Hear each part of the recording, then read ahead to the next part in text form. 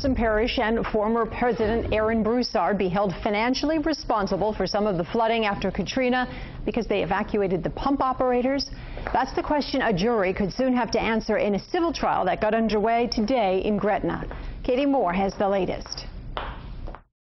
If I made the wrong decision and somebody died in one of these pumping stations, sir, I would never forgive myself.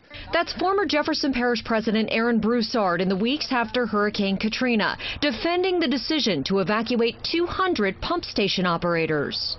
Parish leaders even took out newspaper ads defending themselves after many blamed the lack of pumping for their post-Katrina floods. I know that if I leave those men in those pump stations, there's a good chance they'll die. Orleans Parish didn't. And because parts of Jefferson flooded that had never flooded before, many called it the Broussard flood. It's what attorneys for Jefferson Parish will have to overcome as they try to pick a jury to hear a class action lawsuit against them. The bottom line is, how many can you find? And can you do it within a reasonable amount of time? And, only time will tell. Attorney Joe Bruno unsuccessfully tried to sue the Army Corps of Engineers for post-Katrina flooding in New Orleans and St. Bernard.